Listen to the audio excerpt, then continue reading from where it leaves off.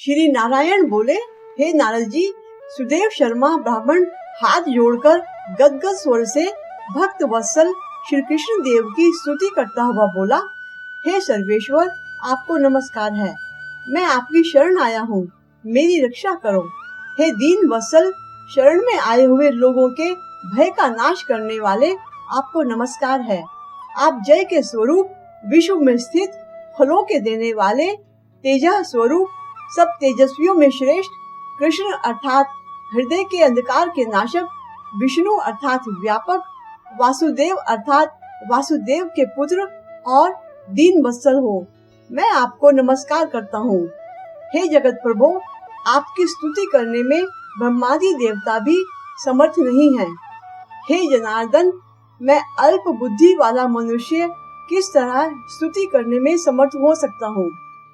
अत्यंत दुखी दीन अपने भक्त की आप कैसे उपेक्षा करते हो। हे प्रभु, क्या आज संसार में वह आपकी लोक बंधुता नष्ट हो गई। वाल्मीकि ऋषि बोले, सुदेव शर्मा ब्राह्मण इस प्रकार विष्णु भगवान की स्तुति कर हरि के सामने खड़ा हो गया। हरि भगवान उसके वचन सुनकर मेघ के समान गंभीर वचन बोले, हे वत्स, तुमने जो तप किया वह बहुत अच्छी तरह से किया। हे तपोधन, क्या चाहते हो सो मुझसे कहो। तुम्हारे तप से प्रसन्न मैं उस वर को तुम्हारे लिए दूंगा, क्योंकि आज के पहले ऐसा बड़ा भारी कर्म किसी ने भी नहीं किया है। सुदेव शर्मा बोले, हे दयानिधे, यदि आप प्रसन्न हैं, हे पुराण पुरुषोत्तम, कृपा कर आप मेरे लिए सत्पुत्र दीजिए। हे हरे, पुत्र के बिना सूना यह गृहस्थ आश्रम और धर्म मुझको प्रिय नहीं लगता।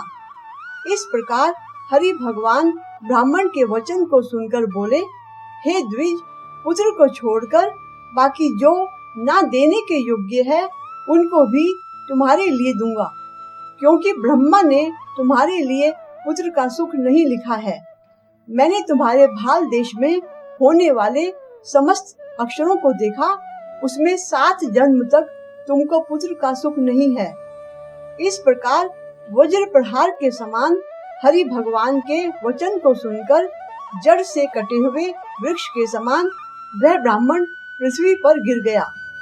पति को गिरे हुए देखकर गौतमी स्त्री अत्यंत दुखित हुई और पुत्र की अभिलाषा से वंचित अपने स्वामी को देखती हुई रुदन करने लगी।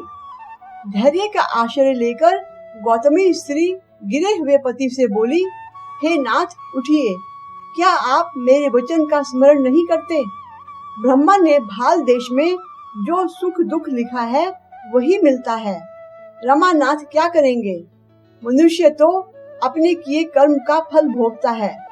अभागे पुरुष का उद्योग मरणासन्न पुरुष को औषध देने के समान निष्फल हो जाता है।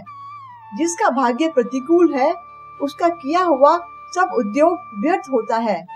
समस्त वेदों में यज्ञ, दान, तप, सत्य, व्रत आदि की अपेक्षा हरि भगवान का सेवन श्रेष्ठ कहा गया है, परंतु भाग्य बल उससे भी श्रेष्ठ है। इसलिए हे भूसुर, सर्वत्र से विश्वास को हटाकर उठिए और शीघ्र देव का ही आश्रय लीजिए। इसमें इनका क्या काम है।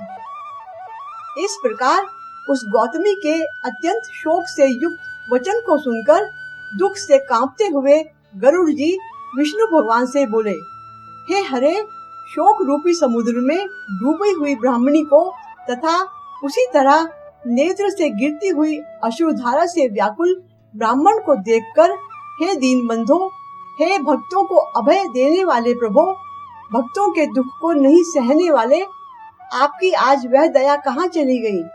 अहो, आप वेद और ब्राह्मण की रक्षा करने वाले साक्षात विष्णु हो। इस समय आपका धर्म कहाँ गया। अपने भक्त को देने के लिए 4 प्रकार की मुक्ति आपके हाथ में ही स्थित कही गई है, फिर भी वे आपके भक्त उत्तम भक्ति को छोड़कर चतुर्विध मुक्ति की इच्छा नहीं करते और उनके सामने 8 सिद्धियां दासी के समान स्थित रहती हैं। आपके आराधन का महात्म्य सब जगह सुना है।